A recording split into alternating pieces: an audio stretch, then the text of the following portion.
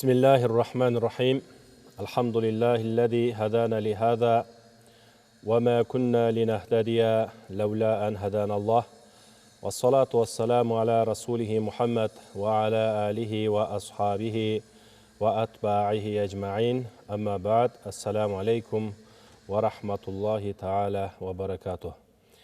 Siz bizlerdi ушундай туура ислам жолуна Аллах өзү разы боло турган жолго багыттап, баштап, ушул туура жолго салган Аллах субханаху ва таалага көптөгөн мактоолор жана сүйүктүү пайгамбарыбыз Мухаммад саллаллаху алейхи ва салламга Аллахтын салам салаваттары.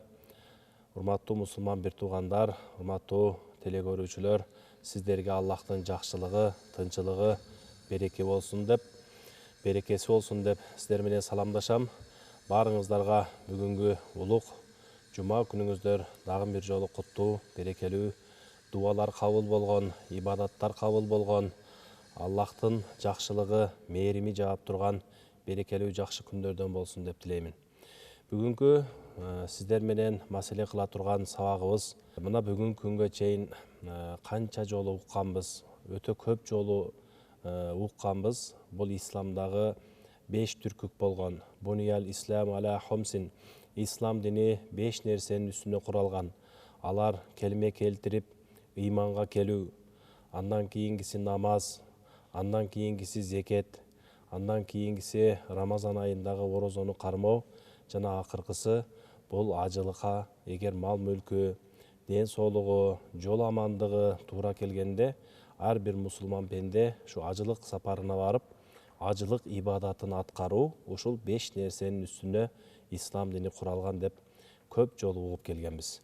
Ошондой болсо дагы бүгүнкү күндө биздин коомчулукта ушул зекет маселесине келгенде көбүнчө мындай бир түшүнүктөрдүн аздыгы, же болбосо ушул зекетке болгон кызыгуунун, же зекетке болгон милдеттүүлүктүн мындай бир кайдыгерраак мамиле болуп аткандыгы биздин коомчулукта даана байкалып, ушул нерсе сезилет. Урматтуу мусулман бир туугандар, ислам дини жокоруда пайгамбарыбыз хадисинде айткандай 5 нерсенин үстүнө куралган болсо, ушул 5 амалды, 5 нерсени аткаруу бул фарз болуп эсептелет.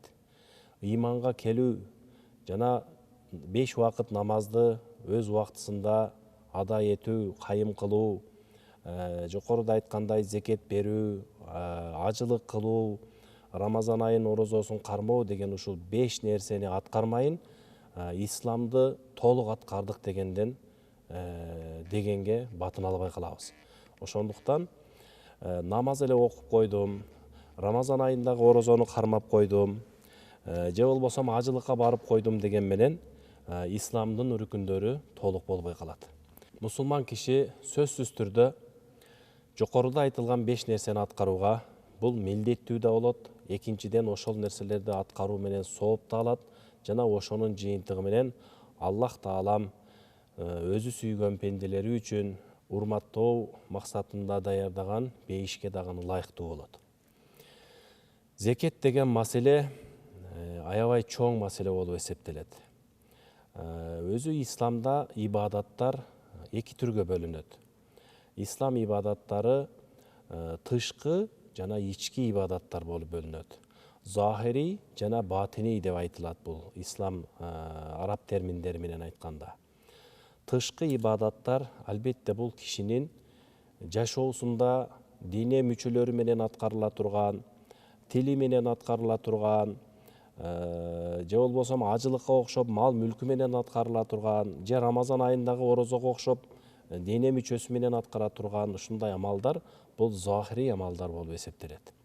Ал эми батини амалдар бул жүрөктүн тазалыгы, ички дүйнөнүн аруулугу, ички дүйнөнү зикир менен, жүрөктү зикир менен тазалоо, ар бир адамдын адеп, ахлак, кулк, мүнөзү, ошондой эле зекет берүү менен дагы ички дүйнөнүн дагы, ахлактын дагы, ички жан дүйнөнүн дагы аруулугунун ибадатына ушул зекеттин дагы тиешеси бар маселелерден болот.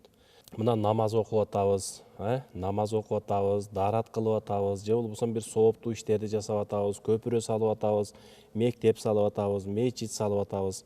Бул мына дене мүчөбүз менен же бир жолду тазалап коюп атабыз. Адамдарга азар жеткире турган, адамдарга бир кыйынчылык туудура турган бир абалдар болсо, ошону тегиздеп, жакшылап жасап койсок, бул дагы дене мүчө менен кылынган амалдар болот.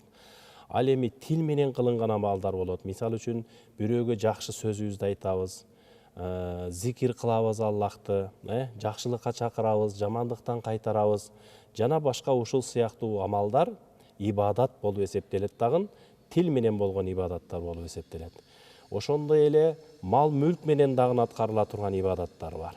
Мисалы үчүн ажылыкка барсаңыз, бул дене мүчөңүз менен дагы, мал мүлкүңүз менен дагы аткарыла турган ибадат болуп эсептелет. Мисалы жол каржысыга мал мүлк сарптап, анан кийин ажылыкка барып, ошол ажылыктагы ибадаттарды дене мүчөңүз менен дагы, тилиңиз менен дагы аткарган ибадаттар болот. Ошондой эле кээ бир учурда кайсы бир кишилер ошо мал мүлккө ээ болгон кишилерге зекет берүү деген дагы аябай чоң, өтө маанилүү, руханий дагы, мындайча айтканда зохирий дагы, батыний дагы, сырткы көрүнүш менен дагы, ички көрүнүш менен дагы ичине камтыган аябай жакшы ибадат бар. Буну зекет деп аталат. Зекет деген араб тилинен түз которгондогу сөздүк мааниси бул тазалануу дегенди билдирет. Эми тазалануу дегенде биз эмнеден тазалануу деп ойлонгон албетте суроо пайда болот. Зекет менен мал мүлктү тазалайбыз. Аллах Таала адам баласына бул дүйнө жашоосунда инсандарга ар кимине ар канча убакыт жашоо берүү менен бирге ар кимге ар кандай тагдыр берген. Ошонун эле ичинде ар кимге Аллах Таалам бири-бирине окшобогон ар кандай рызкы менен дагы рызкыландырган. Бул жашообузда кээ бир адамдарга Аллах Таала мал мүлк берип сынайт экен. Кээ бир адамдарга ден соолук берип сынайт экен. Кээ бир адамдарга өмүр берип сынайт экен. Ушулардын баардыгы сыноо. Ошон үчүн Аллах Таала бул дүйнө жашоосуну сыноо үчүн жаратты дегенибиз ушу бекерден айтылбайт. Аллах Таала Кур'анда айтат: «Аллази халакал маута вал хаята лияблуакум айюкум ахсану амала». Аллах Таала өлүмдү жана тирүүлүктү сыноо үчүн жаратты, силерди сыноо үчүн, силердин кайсыларыңар кандай жакшы амалдарды жасайт экенсиңер деп сыноо максатында жаратты дейт. Ошон үчүн жокоруда биз айткандай, Аллах Таала кээ бирлерге ушунчалык байлык, мал мүлк берет экен. Ошо берилген мал мүлк ошол пендени сыноо үчүн болот экен туугандар. Ошондуктан намазды кандай аткарып атсак, орозону кандай аткарып атсак, ибадаттарыбызды кандай аткарып атсак, ошолор кандай парз болгондой эле мал мүлкү бар, дүнүйөсү бар адамдарга зекетти берүү дагы ошондой парз болуп эсептелет. Зекет менен адамдын, кишинин жокоруда биз айткандай мал мүлкү тазаланат. Кээ бир кишилер бар, ошу зекетти бербей эле койсом, же зекет берүү менен мал мүлкүм азайып калат дегендей бир мал мүлккө болгон сүйүүнүн, мал мүлккө болгон кызыгуунун себебинен ушу зекетке деп чыгарылган малга, мүлккө, же болбосо акчага, тыйынга, же болбосо малдын зекетиге мындай бир кызганып караган кишилер дагы арабызда жок эмес. Коомчулукта ушундай кишилер бар. Мал мүлкү зекет деңгээлинен ашып деле турат, бирок ошо зекет чыгарганга көз кыйбайт. Себеби мал деген, акча деген, дүнүйө деген ушунчалык таттуу нерсе экен. Бул жашоодогу эң таттуу нерсенин бирөөсү ушул дүнүйө экен. Кээ бир кишилер ушул жашоодо ошо дүнүйөгө аябай катуу кызыгып калат экен. Өзү дүнүйө, мал мүлк кызыктуу нерсе, бирок кээ бир кишилер үчүн бул аябай кызыктуу болуп, ошо дүнүйөнүн артынан кууп, дүнүйө үчүн чуркап калган кишилер ал дүнүйөнүн кулу болуп калат экен. Аллахтын кулу экендигин унутуп калат экен дагы. Ошо дүнүйө кууп, акча кууп, тыйындын артынан тыйын кылайын деп ушинтип жүрүп, бул дүйнөдөгү өзүнүн Аллахтын астындагы кулчулугун унутуп, ибадаттардан калып, ошо дүнүйөнүн кулу болуп калат экен. Аллах Таала мындай нерселерден баарыбызды сактаган болсун. Аллах Таала бул дүйнө жашоосунда бардык нерсени өзүнүн эрежеси, тартиби менен жараткан. Байларга зекет берүүнү буйрган. Мүлкү бар, мал мүлкү бар, акчасы бар, байлыгы бар кишилер ошондой эле коомдо жакыр жашага муктаж болгон, бирөөгө муктаж болгон кишилерди дагы жараткан. Аллах Таала байларга кедейлердин кемчилигинин толуктап туруусун теңдештирип, байлар мал мүлкүнүн зекетин берип турсун деп парз кылган. Ушу зекетти берүү менен мал мүлк эч убакта азайбайт. Мал мүлктүн ичинде ар кандай жолдор менен келип калгандагы мал мүлктөр болуп калышы мүмкүн. Сиз өзүңүзгө киреше кылып аткан дүнүйөнүн бардыгыны адал жол менен таптым деп айта албайсыз. Эгер мүмкүн, кээ бир учурда бардыгы адал жол менен болуп калышы мүмкүн, кээ бир учурда бир шектүү маселелер болуп калышы мүмкүн, кээ бир учурда өзүңүз билбеген абалда бир күмөндүү кирешелер сизге болуп калган болушу мүмкүн. Ар кандай абалда биз ошо мал мүлкүбүздөн зекетини чыгарып берүүбүз менен ошо биздин колубузда калган мал мүлкүбүз бизге тазаланып, адалданып турат. Аллах Таала байлар үчүн зекет деген өзү бир белгилүү нерселерден гана берилет. Белгилүү өлчөмгө жеткенде берилет. Жана белгилүү гана кишилерге бериле турган нерсе болуп эсептелет. 3 нерсе бар. Белгилүү гана нерселерден берилет, белгилүү өлчөмгө жеткенде берилет, жана белгилүү гана кишилерге берилет. Бул нерсени жакшы түшүнүш керек. Белгилүү нерселерден дегенде, мисалы үчүн алтындан, акчадан, жаныбарлардан, жаныбардын деле баарыдан эмес, мисалы үчүн уйдан, койдон, төөдөн, жылкыдан зекет берилет. Жана мына товардан, азыр мына бүт соода сатык менен болгон заманда жашап атабыз, товардан дагы зекет берилет. Же болбосо акчадан дагы зекет берилет. Алтын менен күмүштөн дагы зекет берилет. Ушул белгилүү гана нерселерден зекет берилет. Ал эми белгилүү өлчөмдө дегени ар бир жаныбардын дагы, алтын менен күмүштүн дагы, акчанын дагы өзүнүн нисап белгиленген бир өлчөмү бар. Ошол өлчөмгө жетип, ошол өлчөм 1 жыл бою сизде сакталган учурда анан сизге зекет берүү фарз болот. Белгилүү нерселерден деген ушул. Ал эми белгилүү кишилерге берилет дегени зекет атайын өзүнүн кишилерге берилет. Зекет мечитке берилбейт, мисалы үчүн. Зекеттин акчасы менен мечит салса болбойт. Зекет бейбечараларга, кембагалдарга, муктаждарга, атасы баласына зекет бергенге болбойт. Баласы атасына зекет бергенге болбойт. Ошол туугандарына берсе болот, мисалы. Ошо туугандарынын арасында, кошуналарынын арасында, ушу муктаж болуп турган кишилерге гана, белгилүү гана кишилерге зекет берилет. Кээ бир учурда өзү бай болсо дагы, чет мамлекетте ошо байлыгын алганга мүмкүнчүлүк жок болуп, муктаж болуп калган кишилер дагы зекет алганга укуктуу болуп калган дагы учурлар болуп калат. Ал эми бул маселеде көп бөлүктөрү бар. Ошо берүүчү кишини дагы туура тандаш керек. Мечитке, же атасы баласына, же баласы атасына зекет берүүсү, бул зекет кабыл болбой калат. Ошон үчүн зекеттин өзүнүн белгилүү бериле турган жерлери бар. Зекет алуучу киши дагы ошого ылайыктуу киши болуш керек. Ошо зекет алып аткан киши чындыгында муктаж болуш керек.